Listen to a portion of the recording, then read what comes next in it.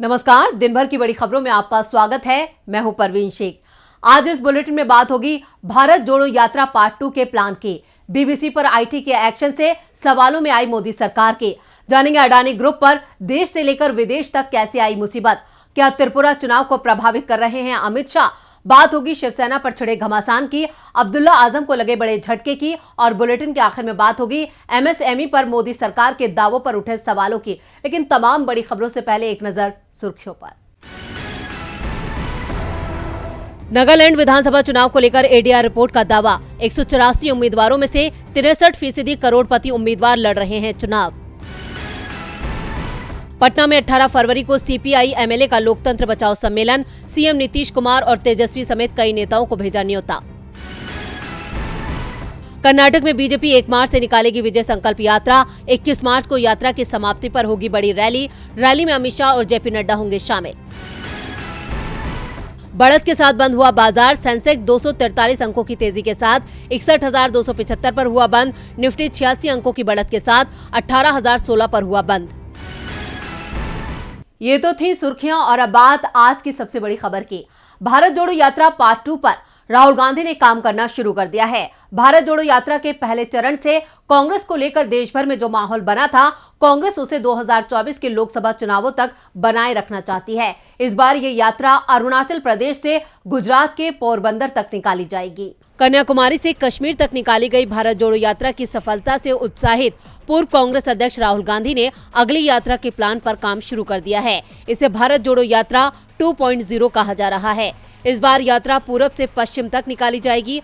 भारत जोड़ो यात्रा के पहले सीजन की तरह इसमें भी महात्मा गांधी से कनेक्शन जोड़ने का प्लान है। कहा जा रहा है कि ये यात्रा अरुणाचल प्रदेश के परशुराम कुंड से शुरू होकर गुजरात के पोरबंदर पर खत्म होगी। पौराणिक ग्रंथों के अनुसार परशुराम कुंड भगवान परशुराम से जुड़ा है, जिन्हें भगवान विष्णु का छठा अवतार माना जाता है।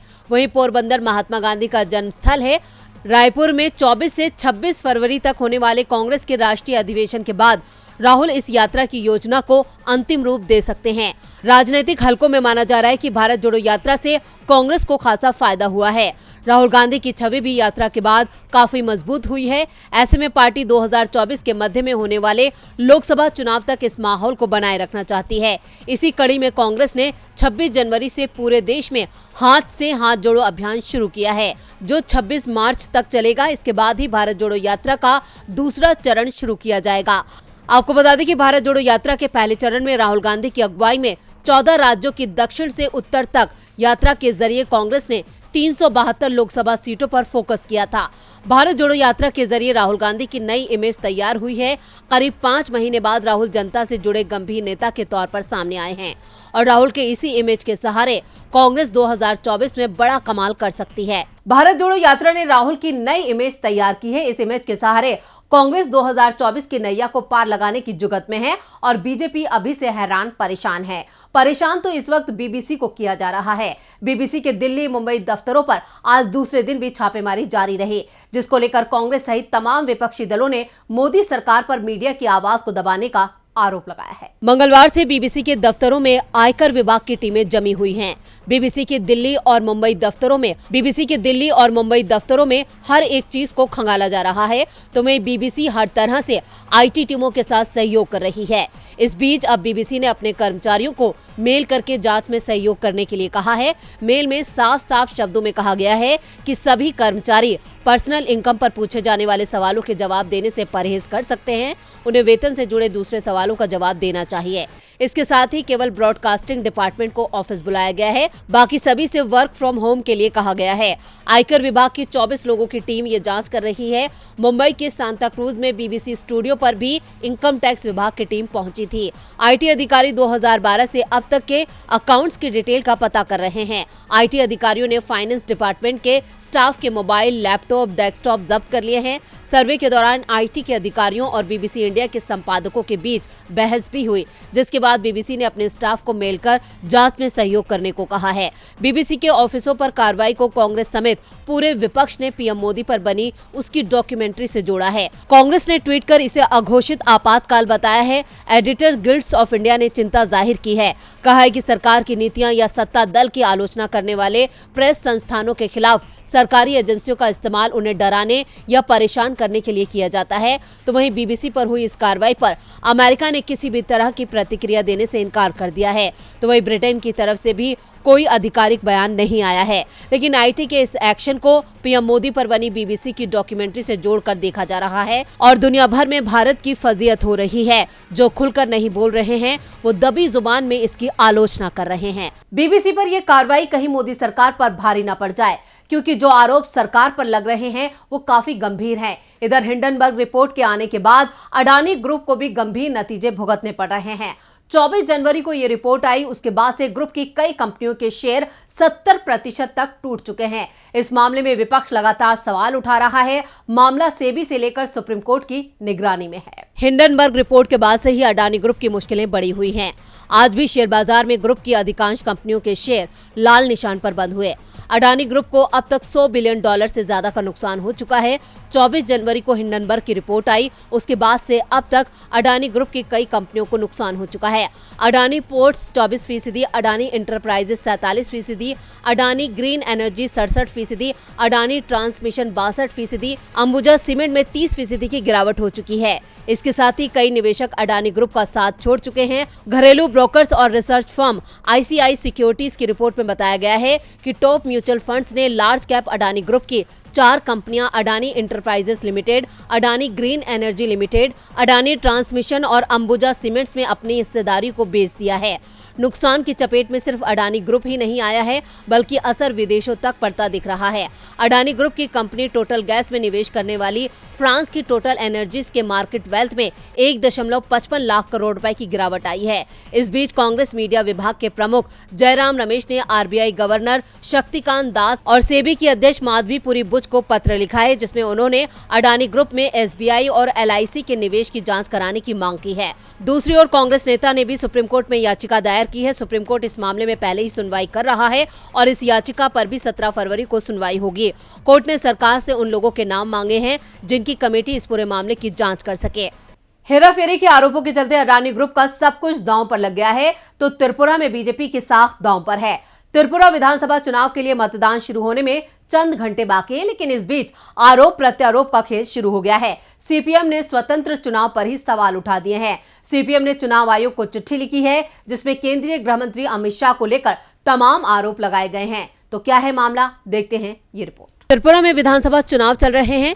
गुरुवार को 16 फरवरी को वोटिंग होनी है, लेकिन वोटिंग से पहले ही सीपीएम ने स्वतंत्र चुनावों को लेकर सवाल खड़े कर दिए हैं। सीपीएम महासचिव सीताराम येचुरी ने दावा किया है कि केंद्र के इशारे पर चुनाव में गड़बड़ी फैलाने की कोशिश हो रही है। अगर चुनाव स्वतंत्र और निष्पक्ष नहीं होते हैं तो लोकतंत्र ही मुश्किल में फंस जाएगा। येचुरी ने दावा किया कि प्रदेश में आदर्श आचार संहिता लागू होने के बावजूद केंद्रीय गृह मंत्री प्रदेश के अधिकारियों के साथ गुप्त रूप से बैठक कर रहे हैं। चुनाव आयोग को लिखे पत्र में सीताराम येचुरी ने कहा कि त्रिपुरा में केंद्रीय गृह मंत्री अमित शाह अधिकारियों के साथ बंद कमरे में बैठक कर रहे हैं। बैठक में शीर्ष चुनाव अधिकारी और पुलिस अधिकारी शामिल हो रहे हैं। डीजीपी त्रिपुरा के साथ अमित शाह ने बैठक की। इस गुप्त बैठक से चुनाव की निष्पक्षता पर सवाल उठ रहे हैं। येचुरी ने कहा कि अमित शाह के त्रिपुरा दौरे से पहले भी हमने चुनाव आयोग को बताया था कि केंद्रीय गृह मंत्री चुनावों को प्रभावित कर सकते हैं। उनके त्रिपुरा दौरे पर नजर रखी जाए। चुनाव आयोग ने हमें आश्वासन दिया था कि वो स्वतंत्र और निष्पक्ष चुनाव कराने के लिए प्रतिबद्ध है, लेकिन बावजूद इसके ये घटनाक्रम सामने आया है। गुप्त बैठक में क्या बात हुई, ये सार्वजनिक होना चाहिए। त्रिपुरा में अब गेंद चुनाव आयोग के पाले में है और देखना होगा कि वो क्या एक्शन लेता है। इधर शिवसेना पर हक की लड़ाई को लेकर गेंद सुप्रीम कोर्ट के पाले में है। शिंदे और उद्धव गुट पहले ही चुनाव आयोग में शिवसेना को लेकर अपनी दावेदारी पर लिखित में जवाब दाखिल कर चुके हैं। अब देखना होगा कि सुप्रीम कोर्ट क्या फैसला देता है। एकनाथ शिंदे की बगावत का मामला अभी शांत नहीं हुआ है। उनकी अयोग्यता को लेकर मामला सुप्रीम कोर्ट में चल रहा है, जहां आज सुनवाई हुई। CJI DY चंद्रचूड़ की अध्यक्षता वाली 5 सदस्यीय संवैधानिक पीठ इस मामले की सुनवाई कर रही है। आज सुनवाई के दौरान उद्धव की ओर से पेश हुए वकील कपिल सिब्बल ने विधानसभा उपाध्यक्ष को नोटिस देने और उन्हें पद से हटाने की पूरी प्रक्रिया को ही गलत बताया। सिब्बल ने कहा कि ये समय नाबाम, रेबिया और 10वीं अनुसूची के फैसले पर फिर से विचार करने का है, क्योंकि इसने मुश्किल पैदा कर दी है। साथ ही मामले को शीर्ष अदालत की 7 न्यायाधीशों की पीठ के पास भेजा जाना चाहिए। सिब्बल ने कहा कि रेबियो मामले की आड़ में सरकार गिराने का खेल हो रहा है। आप सरकार गिराते हैं, मुख्यमंत्री को शपथ दिलाते हैं और आपके पास अपना स्पीकर होता है। इतिहास ने देखा है कि स्पीकर हमेशा अपने राजनीतिक दलों का समर्थन करते हैं। दूसरी ओर शिंदे गुट की ओर से पेश वकील हरीश साल्वे ने कहा कि सिब्बल की दलील पर गौर नहीं करना चाहिए, क्योंकि नबाम रेबिया मामले के पक्ष में वो कई बार इसी कोर्ट में दलील दे चुके हैं और आज अचानक उसके खिलाफ हो गए। दरअसल नबाम रेबिया के मामले में कोर्ट ने फैसला दिया था कि जैसे ही स्पीकर को हटाने के प्रस्ताव का नोटिस लाया जाता है, विधानसभा स्पीकर अपना कार्य जारी नहीं रख सकते हैं और 10वीं अनुसूची के तहत ट्रिब्यूनल के रूप में कार्य नहीं कर सकते हैं। और इसी का फायदा उठाते हुए एकनाथ शिंदे गुट ने विधानसभा के उपाध्यक्ष के नोटिस को चुनौती दी थी, जो महाराष्ट्र विधानसभा के कार्यकारी अध्यक्ष भी थे। कोर्ट में मामले की सुनवाई अभी जारी है। सुप्रीम कोर्ट में आज सुनवाई का दूसरा दिन है, लेकिन शिवसेना पर छिड़ी लड़ाई का नतीजा क्या होगा, इस पर सबकी नजरें टिकी हैं। नजरें तो आज अब्दुल्ला आजम पर भी थी। मुरादाबाद की एमपी एमएलए कोर्ट ने 15 साल पुराने मामले में सोमवार को फैसला सुनाया था, जिसमें अब्दुल्ला आजम को 2 साल की सजा सुनाई थी। इसके बाद आज विधानसभा अध्यक्ष का फैसला भी आ गया। तो क्या है पूरा मामला, देखते हैं ये रिपोर्ट। यूपी की स्वार सीट से सपा विधायक अब्दुल्ला आजम की विधानसभा सदस्यता रद्द कर दी गई है। उन्हें एमपी एमएलए कोर्ट ने 2 साल की सजा सुनाई थी। सोमवार को ही एमपी एमएलए कोर्ट ने फैसला सुनाया था। इसके बाद से अब्दुल्ला आजम की सदस्यता रद्द होना तय माना जा रहा था और फैसले के 48 घंटे के अंदर ही विधानसभा सचिवालय ने इसे लेकर अधिसूचना भी जारी कर दी। स्वार सीट को रिक्त घोषित कर दिया गया और चुनाव आयोग को भी इसकी जानकारी दे दी गई है। अब स्वार में 6 महीने के अंदर विधानसभा उपचुनाव कराए जाएंगे। 3 साल में ये दूसरा मौका है जब अब्दुल्ला आजम की विधायकी गई हो। 3 साल पहले भी उम्र के फर्जी प्रमाण पत्र के मामले के चलते अब्दुल्ला की विधायकी चली गई थी। इस बार 15 साल पुराने मामले में उन्हें मिली सजा के चलते विधायकी गई है। 2 जनवरी 2008 को पूर्व मंत्री और रामपुर के पूर्व विधायक आजम खान अपने परिवार के साथ मुजफ्फरनगर में एक कार्यक्रम में शामिल होने जा रहे थे। छजलेट थाने के सामने वाहन चेकिंग के दौरान आजम खान की गाड़ी पुलिस ने रुकवा ली थी। इसी के चलते विवाद हुआ था। आजम अपने समर्थकों के साथ धरने पर बैठ गए थे। मामले में आजम उनके पुत्र अब्दुल्ला आजम पर केस दर्ज किया गया था। अब तक इस मामले की सुनवाई बेहद धीमी गति से चल रही थी, लेकिन कुछ दिन पहले अचानक इसमें तेजी आ गई। अब्दुल्ला आजम की सदस्यता जाने के बाद 4 दशक से ज्यादा वक्त में ये पहला मौका है जब आजम खान के परिवार का कोई एक सदस्य संसद या विधानसभा किसी का भी सदस्य नहीं है। और बुलेटिन के आखिर में बात एमएसएमई पर मोदी सरकार के झूठे दावों की। एमएसएमई किसी देश और प्रदेश की अर्थव्यवस्था की रीढ़ की हड्डी होती है। इससे बड़े पैमाने पर रोजगार के अवसर पैदा होते हैं, लेकिन मोदी सरकार की तरफ से जो दावे किए जाते हैं हकीकत उसके उलट होती है और इसको लेकर कांग्रेस ने एक बार फिर मोदी सरकार को घेर लिया है। क्या है पूरी खबर, देखते हैं ये report. UP global investor summit 10 फरवरी को शुरू हुआ था। इसका उद्घाटन करते हुए पीएम मोदी ने कहा था, देश में इन दिनों स्पीड और स्केल दोनों ही लेवल पर तेजी से काम चल रहा है। इस दिशा में जो काम हुए हैं उसका फायदा यूपी को सबसे ज्यादा मिलने वाला है। उन्होंने इस बात पर जोर देकर कहा था कि पहले यूपी को बीमारू राज्य कहा जाता था, लेकिन अब यूपी विकास का नया मॉडल पेश कर रहा है। तो वहीं बजट में एमएसएमई सेक्टर को लेकर बड़े बड़े वादे किए गए, लेकिन हकीकत इससे कोसों दूर है। कांग्रेस ने एमएसएमई सेक्टर को लेकर आज फिर मोदी सरकार पर निशाना साधा है। कांग्रेस ने लिखा है, दावा और सच्चाई, मोदी सरकार में सब है हवा हवाई। पीएम और फाइनेंस मिनिस्टर झूठे दावे करना बंद करे। देश का एमएसएमई सेक्टर भाजपा की प्रचार नीति का भार नहीं उठा सकता। वित्त मंत्री निर्मला सीतारमण ने एमएसएमई सेक्टर को लेकर बजट में कई ऐलान किए थे, लेकिन धरातल पर ये उतरते नहीं दिख रहे हैं। देश में छोटे कारोबारियों को हो रही दिक्कतों को लेकर राहुल गांधी भी मोदी सरकार को कई बार घेर चुके हैं। राहुल ने अपनी भारत जोड़ो यात्रा के दौरान छोटे और मझोले कारोबारियों के मुद्दे को कई बार उठाया। राहुल का साफ कहना है कि छोटे दुकान मालिक और व्यापारी देश में बड़ी संख्या में लोगों को रोजगार देते हैं, लेकिन उनकी मेहनत को मान्यता नहीं दी जाती है। उनकी जेब से पैसा छीन लिया जाता है और 4 से 5 उद्योगपतियों के हाथों में दे दिया जाता है। नोटबंदी और जीएसटी ने छोटे कारोबारियों को बर्बाद कर दिया है।